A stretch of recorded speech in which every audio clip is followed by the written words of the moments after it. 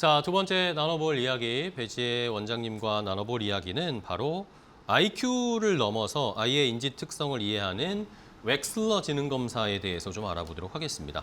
자, 과거에 저의 세대 때는 너 IQ 몇이야? IQ가 높으면 똑똑하구나. 그냥 이랬는데 이제 시대가 달라졌잖아요. IQ도 생각해야 되고 EQ도 생각하고 Q가 너무 많습니다. 그런데 이번에는 웩슬러 지능 검사네요. 웩슬러 지능 검사가 뭐예요, 원장님? 네, 웩슬러 지능 검사는 흔히 IQ 테스트라고 생각하시는데요. 네. 전체 IQ를 확인하는 것도 중요하지만 핵심은 한 사람이 정보를 이해하고 기억하며 문제를 해결하는 과정에서 어떤 강점과 특성을 보이는지 종합적으로 살펴보는 데 있습니다. 웩슬러 지능 검사에서는요, 언어 이해, 시공간, 유동 추론, 작업 기억, 처리 속도 5가지 인지 영역을 평가합니다. 쉽게 말씀드리면요, 언어를 얼마나 잘 이용하고 활용하는지, 그림이나 공간 정보를 얼마나 잘 파악하는지, 낯선 문제를 접했을 때 논리적으로 해결할 수 있는지, 필요한 정보를 머릿속에 기억하면서 활용할 수 있는지, 그리고 주어진 과제를 얼마나 빠르고 정확하게 수행하는지를 살펴봅니다. 웩슬러 지능 검사는요, 학교 시험처럼 배운 지식의 양을 확인하는 검사가 아니에요.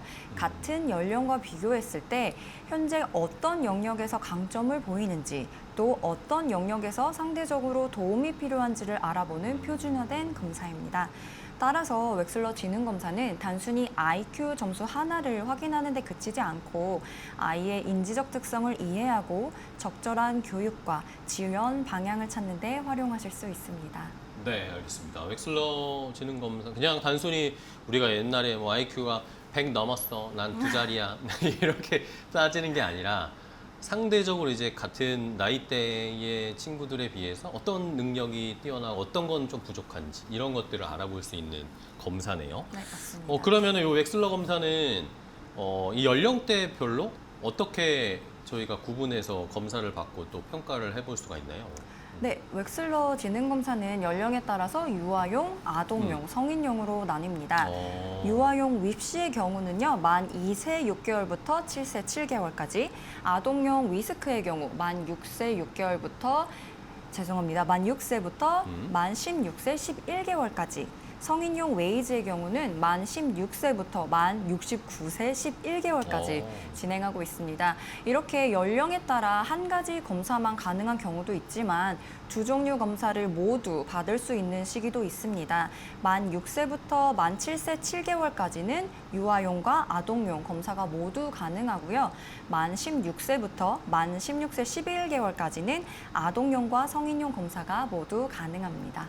그렇네요. 말씀해 주신 걸 보면은 이렇게 겹치는 교집합인 그 나이대 시기가 있는데 그러면 이때는 어떤 걸 한 단계 아래 걸 받아야 되는지 아니면 그 윗단계를 받아야 되는지 어떻게 검사를 받아야 되나요? 네, 이 질문을 정말 많이 해주시는데요. 그래서 연령이 겹치는 경우에는 생활 연령뿐 아니라 발달 수준, 학업 및 생활 환경, 검사 목적 등을 종합해서 검사자가 적절한 검사 도구를 선택합니다. 만 6세에는 유아용과 아동용 검사를 모두 실시할 수 있는데요. 네. 검사 상황에 대한 부담이 크거나 발달적으로 유아용 과제가 더 적합하다고 판단되면 유아용 검사를 고려할 수 있습니다. 반면에 학령기 인지 특성이나 학습과 관련된 부분을 살펴보는 것이 주요 목적이라면 아동용 검사를 고려하실 수 있습니다. 또 만 16세는 아동용 검사와 성인용 검사를 모두 실시할 수 네네. 있는 나이입니다. 그래서 학교 생활이나 학습을 중심으로 청소년기의 특성을 살펴볼 건지 아니면 성인으로서의 일상생활과 적응 능력을 중심으로 살펴보실 건지에 따라서 검사 도구를 선택하게 됩니다. 다만 영재성이 의심된다고 해서 무조건 아동용 검사를 선택하거나 아이의 부담을 줄이기 위해 무조건 유아용 검사를 선택하는 것은 아닙니다. 점수가 더 높게 나올 것 같은 검사를 고르는 것도 적절하지는 않고요. 검사마다 과제 구성과 비교 기준이 다르기 때문에 검사를 받는 이유와 현재 발달 단계를 충분히 확인한 뒤 검사자와 상의해 선택하는 것이 중요합니다. 네, 알겠습니다. 자, 그러면은 이 웩슬러 지능 검사에서는 어떤 것들을 우리가 알 수 있을지가 제일 시청자분들이 궁금하실 것 같아요. 아까 뭐 크게 5가지 영역을 체크해 볼 수 있다라고 해주셨는데 요거를 조금 더 자세하게 좀 알아볼까요? 네. 네, 대표적으로 웩슬러 지능 검사에는 5가지 영역을 살펴보는데요. 첫째, 언어 이해입니다. 말과 개념을 이해하고 자신이 알고 있는 내용을 언어로 설명하는 능력입니다. 둘째는 시공간 능력입니다. 시각적인 정보를 분석하고 부분적인 단서를 바탕으로 전체의 형태와 공간적 관계를 파악하는 능력입니다. 셋째, 요동추론입니다. 처음 보는 문제에서 규칙을 발견하고 논리적으로 해결하는 능력입니다. 넷째는 작업 기억인데요. 정보를 잠시 머릿속에 보관하면서 사용하는 능력입니다. 다시 말해 시각적, 청각적, 단기 기억 능력을 체크해 보실 수 있습니다. 다섯째, 처리 속도입니다. 제한된 시간 안에 빠르고 정확하게 처리하는 능력입니다. 다만 특정 영역의 점수가 낮다고 해서 그 능력이 전혀 없다는 뜻은 아닙니다. 다른 영역보다 시간이 더 필요하거나 시간적 압박이 주어진 상황에서 더 많은 부담을 느낄 가능성이 있다라는 의미로 이해해야 합니다. 네. 자, 그러면은 이렇게 5가지 영역에 대해서 우리 아이들의 능력을 좀 알아볼 수 있는데 그때 결국에는 또 우리나라에서는 이거를 또 총합을 낸단 말입니다. 그렇죠? 그러면서 결국에 웩슬러 검사를 해도 다시 또 그러면은 이 총합 IQ가 제일 중요한 거 아니야? 총합 IQ가 높으면 우리 아이 똑똑한가 보다. 아니면 또 낮으면 또 문제가 있는 거 아니야? 이렇게 생각하실 것 같단 말이죠. 이건 어떻게 봐야 될까요? 물론 전체 IQ는 중요한 결과예요. 근데 네네. 그것만으로는 한 사람의 능력을 모두 설명할 수는 없습니다. 전체 IQ가 같더라도 어떤 아이는 언어를 이해하고 표현하는 능력이 강할 수 있고 다른 아이는 시각적으로 규칙을 파악하고 문제를 해결하는 능력이 강할 수 있습니다. 만약 영역별 점수 차이가 크다면 전체 IQ가 아이의 인지적 특성을 충분히 대표하지 못할 수도 있습니다. 이때는 영역별 점수와 검사 과정에서 나타난 행동을 더 세심하게 살펴봐야 합니다. 전체 IQ가 책의 제목이라면 영역별 점수와 검사 과정은 책의 본문과 같습니다. 제목만 보고 책의 전체 내용을 알기 어렵듯이 IQ 숫자 하나만으로는 아이의 능력과 가능성을 충분히 이해하기는 어렵습니다. 알겠습니다. 그러면 아까 우리 원장님께서 중간에 말씀해 주셨지만 같은 IQ 총합 숫자가 나왔어도 그 내부의 이 영역이나 이 아이의 특성을 살펴보면은 분명히 다른 스펙트럼으로 나올 것 같거든요. 그 케이스를 한번 좀 구체적으로 좀 알아볼까요? 네, 분명히 다를 수 있습니다. 전체 IQ가 같더라도요, 네. 영역별 강점과 어려움이 서로 다를 수 있기 때문인데요. IQ 점수가 같은 두 아동을 비교해 보겠습니다. 네. A 아동은요, 말로 설명하거나 개념을 이해하는 능력은 좋지만 빠르게 보고 답해야 하는 과정에서는 시간이 조금 더 필요했습니다. 내용을 이해하지 못하는 것은 아니지만 시간 제한이 있는 시험이나 빠르게 필기해야 하는 상황에서는 자신의 능력을 충분히 보여주지 못할 수도 있습니다. 따라서 A 아동에게는 빨리 답하라고 재촉하기보다는 생각을 정리하고 정확하게 답할 수 있도록 충분한 시간을 주는 것이 도움이 됩니다. 반면 B 아동은 그림의 규칙을 파악하고 시각적인 정보를 활용하여 문제를 해결하는 능력은 뛰어났지만 많은 정보를 한꺼번에 들으면 그 내용을 모두 기억하는 데 있어서 어려움을 보였습니다. 예를 들어 준비물 챙기고 숙제 가방에 넣은 다음 알림장에 사인 받아와 라고 말하면 한두 가지만 하고 나머지는 잊어버릴 수 있습니다. 해야 할 일을 모르는 것이 아니라 들은 내용을 한꺼번에 기억할 때 부담이 커지는 것입니다. 따라서 B 아동에게는요, 지시를 짧게 나누어 전달하고 해야 할 순서를 메모나 체크리스트로 보여주는 것이 도움이 됩니다. 이처럼 전체 IQ가 같더라도 아동의 강점과 필요한 도움은 서로 다를 수 있습니다. 그래서 웩슬러 검사는 전체 IQ 점수뿐만 아니라 영역별 점수와 문제를 해결하는 과정까지 함께 살펴보는 것이 중요합니다. 네, 알겠습니다. 단순히 이 총합만 보시는 것이 아니라 그 세부적인 우리 아이의 특성들을 좀 파악할 수 있는 도구가 이 웩슬러 지능 검사를 통한 결과를 보면서 좀 알 수가 있겠죠. 그러면 원장님 좀 궁금한 게 그러면 이 웩슬러 지능 검사를 해서 만약에 수치가 되게 높게 나왔어요. 그러면 우리 아이가 영재라고 판단을 하시는 분들도 생길 것 네. 같거든요. 그렇게 가능한지 아니면은 또 뭔가 ADHD나 이런 것들도 혹시 판별을 할 수가 있을지 그런 게 좀 궁금한데요. 네, 이 또한 정말 많은 부모님들이 여쭤봐 주시는데요. 사실 웩슬러 검사 하나만으로 ADHD와 영재 여부를 확정할 수는 없습니다. 다만 검사 결과와 검사 과정에서 나타난 행동을 통해 어느 정도 특징이나 가능성은 살펴볼 수 있습니다. 경험이 많은 검사자는 영역별 점수 차이뿐만 아니라 아이가 지시를 따르는 방식, 집중 시간, 충동적으로 답하는지, 실수를 스스로 수정하는지, 어려운 문제를 만났을 때 어떻게 대처하는지 등을 함께 관찰합니다.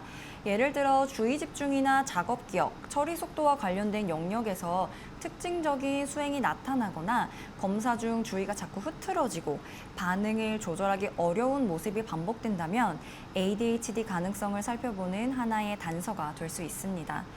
하지만 이러한 모습은 불안이나 피로 등 다른 원인으로도 나타날 수 있기 때문에 특정 점수나 행동만으로 ADHD라고 판단할 수는 없습니다. 영재성 역시 높은 지능 점수와 영역별 강점, 문제를 해결하는 방식 등을 통해 가능성에 대한 힌트를 드릴 수는 있습니다. 다만 창의성, 관심 분야, 학습 태도, 실제 생활에서의 수행도 함께 살펴봐야 합니다.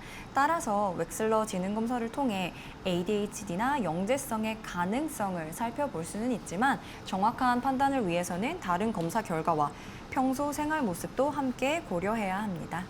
네, 알겠습니다. 뭐 단순히 확정적으로 뭐 영재다, ADHD다 이런 것들을 판단하기는 좀 섣부른 판단일 수 있다라는 것들은 참고를 해주시고요. 그러면은 뭐 예전에 뭐 저도 IQ 검사 받고 나서 점수가 안 나오면은 막 내가 그날 너무 피곤했어가지고 컨디션이 안 좋았었어 이렇게 저도 뭐 장난 반, 농담 반, 진담 반 이야기를 했던 기억이 나는데 이런 웩슬러 지능 검사도 우리 아이들이나 받으시는 분들이 컨디션에 따라서 이게 좀 달라질 수도 있는 건가요? 네, 달라질 수 있습니다. 어. 검사 당일의 수면 부족이나 불안, 긴장, 집중력, 건강 상태, 그리고 복용 중인 약물 등은 검사 수행에 영향을 줄 수 있습니다. 그렇다고 검사 당일 컨디션이 조금 좋지 않았다는 이유만으로 결과 전체가 의미 없어지는 것은 아닙니다. 검사자는 점수뿐만 아니라 아이의 집중력과 피로도, 긴장감, 검사 태도 등을 함께 관찰해 결과를 해석하기 때문입니다. 그러므로 복용 중인 약물이 있다면 검사 전에 검사자에게 알려주시는 것이 좋습니다. 다만 검사를 위해 보호자가 임의로 복용을 중단하거나 시간과 용량을 바꾸면 안 되고요. 변경이 필요할 때는 반드시 처방한 의료진과 먼저 상의하셔야 합니다. 네, 알겠습니다.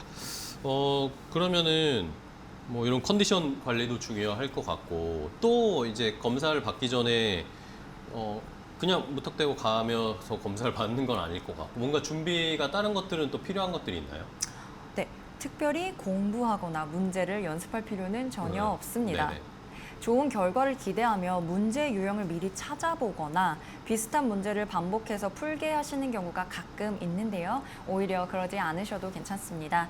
웩슬러 지능 검사는 준비한 내용을 얼마나 잘 보여주는지 확인하는 시험이 아니라 아이의 현재 인지적 강점과 어려움을 알아보는 검사입니다.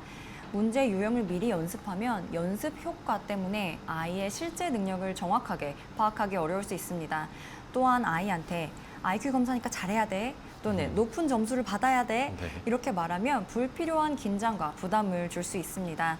대신 선생님이랑 퀴즈나 퍼즐 같은 활동 해볼 거야 라고 편안하게 설명해 주시면 될 것 같습니다.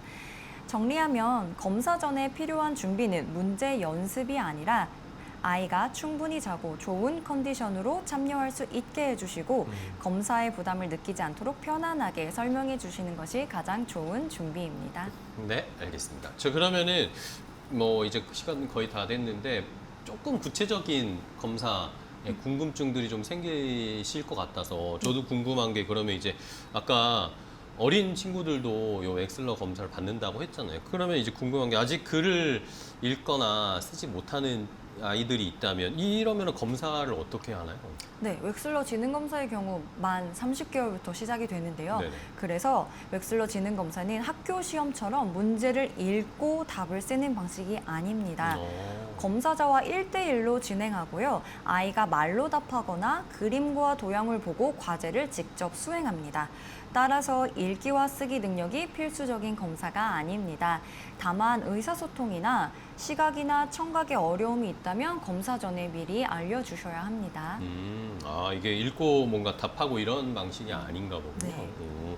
그러면은 검사 시간은 어느 정도나 걸리나요? 네, 연령과 반응 속도 그리고 집중 상태에 따라 조금 달라지기는 하지만요. 일반적으로 1시간에서 1시간 반 정도 소요되고요.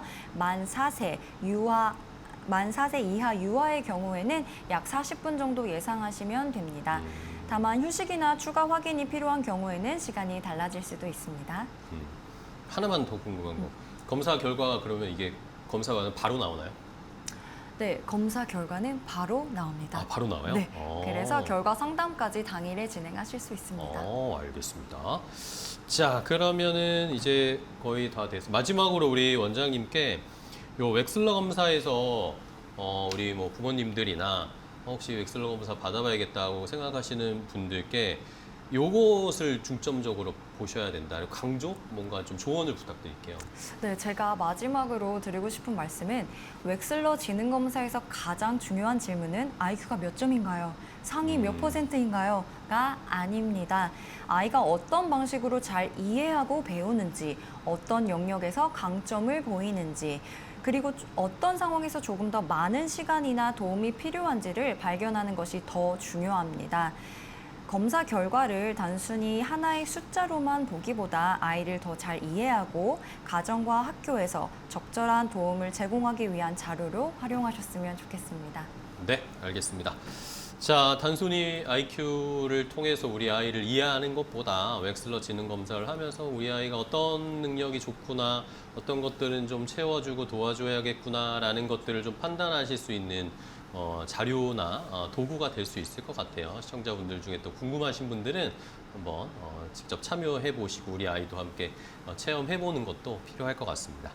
자, 오늘 하모니 아동 발달 클리닉의 배지혜 대표 원장님과 함께 했는데요. 원장님 오늘 또 새로운 내용 또 자세하게 좀 알려주셔서 너무 감사하고요. 다음에 또 뵙도록 하겠습니다. 기회 되면 또 출연 부탁드릴게요. 네, 고생 많으셨습니다. 감사합니다. 네, 맞습니다.